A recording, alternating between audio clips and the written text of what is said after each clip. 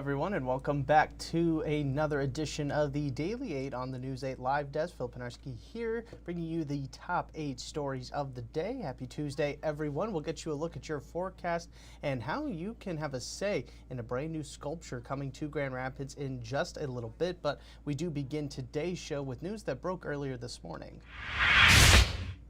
After forming a committee to weigh his options, Lieutenant Governor Garland Gilchrist has announced his bid to run for the top job in Michigan. Gilchrist, a software engineer by trade, has been alongside Governor Gretchen Whitmer since she first ran for office back in 2018. He's looking to become the state's first black governor. Gilchrist said that he'll be focusing on expanding affordable housing as well as improving health care access here in Michigan, especially mental health services. He now joins Secretary of State Jocelyn Benson and Genesee County Sheriff Chris Swanson as the Democratic candidates for the 2026 election. Governor Whitmer has stated that she won't be endorsing any candidate, at least until the primary has been finalized. And we have another update to the school saga happening in Rockford. There has been a lot of contention between parents and the Rockford Public School Board over the board's proposal to repurpose Parkside Elementary. The proposal would turn the school into an early childhood learning center and relocate students to Valley View Elementary. Well, in a meeting on Monday, the board voted to go through with the proposal despite the efforts to change their minds by the parents. The vote was approved 5-2.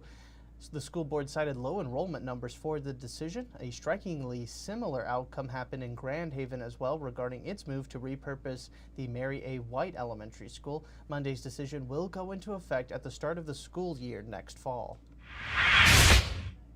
A North Carolina man is awaiting trial this month after DNA evidence linked him to a nearly 13-year-old sexual assault cold case. 35-year-old Dustin Thomas faces 1 count of first-degree criminal sexual assault. The assault took place in 2012 at a fraternity house near the campus of Western Michigan University.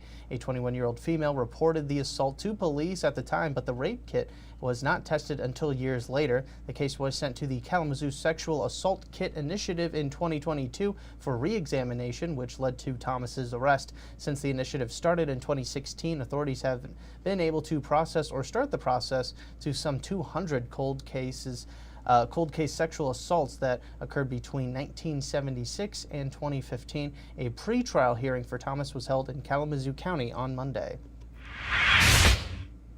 4 people were arrested for their connection in a hyperbaric chamber explosion that killed a 5-year-old boy on the east side of the state. Police say that the 4 were arrested on Monday. The explosion happened at the Oxford Center in Troy back on January 31st. Our NBC affiliate in Detroit said Thomas Cooper was killed and his mother was also injured in that explosion. Hyperbaric chambers are used for a variety of different reasons. We're not sure what exactly Cooper's reasoning was for that, but the treatment ranges anywhere from carbon monoxide poisoning to decompression sickness for scuba diving. The fire department said that the center will be closed until further notice as an investigation is still underway. The 4 arrested individuals, though, are expected to be arraigned sometime today. Switching gears now to an amazing discovery over in Lake Superior. The Great Lakes Shipwreck Historical Society located the SS Western Reserve roughly 600 feet below the surface. The 300-foot steel steamer was first found late last summer, about 60 miles away from Whitefish Point using a side-scan sonar. Divers later confirmed the finding after that sonar readings. The Western Reserve is an older ship, about 132 years old. It was one of the first all-steel vessels on the Great Lakes, but it started to sink back in 1892 and was said to be completely submerged in just 10 minutes. Only 1 person on board at the time survived. You can check out the recovered shipwreck right now over on woodtv.com. Dog Story Theater in Grand Rapids is back open after a 5-year intermission. The theater had to close in 2020 due to a lack of funds after the COVID-19 pandemic. The theater relies mostly on almost solely on donations and rental fees from the acts that use the space. It's now located on State Street near Prospect Avenue and is set to host several shows and groups. It kicked off its reopening last month with a Paris-themed variety show inspired by the real-life Moulin Rouge. The first in-house regular show will be happening later this month on March 26th with Man vs. Machine. It will pit an improv performer against an AI-generated script. The audience there will then select which one they prefer. The hope for the operators of the Dog Story Theater is to keep things running and have a place for acts to come and perform all over Grand Rapids. Now let's step aside now and get you a look at your forecast for today. Here's Storm Team 8 meteorologist Matt Kirkwood. Okay, after hitting 6 degrees yesterday, well, we're not going to get back-to-back ones. Not yet. We're going to cool things off a little bit, and you can see why. Cold front moving through, but it's going to move through dry, just a few clouds with it, but still lots of sunshine to look forward to today, albeit with some cooler temperatures. North wind around 10 to 20 miles an hour.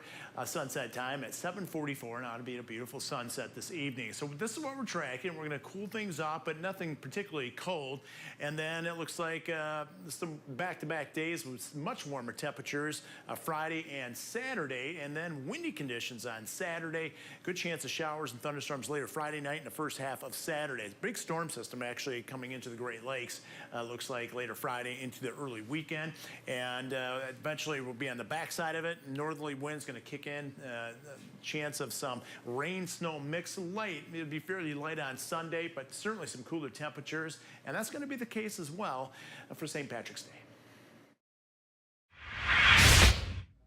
Thanks, Matt. And we end things today with something fun for artists in Grand Rapids to check out. The city is asking for help to design a new statue that will live in Heritage Hill Park. The Heritage Hill Association has teamed up with the city to commission a sculpture for the park worth up to $15,000. Artists of all backgrounds and mediums over the age of 18 can apply with their ideas as well as their portfolios. The chosen artist will receive $500 in compensation for the project. A public vote will be done through the Heritage Hill community to select the winning design. We have links for you to apply inside our story on woodtv.com.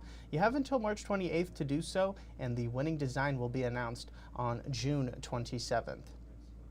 And that's going to do it for us today on this edition of the Daily 8. 8 more stories are headed your way tomorrow as we take a look at the top stories for your Wednesday. Same time, same place. Hopefully we'll see you then. I do want to thank everybody so much for tuning into this latest edition of the News 8 Live Desk. I'm Phil Pinarski, and we hope you have a great rest of your day.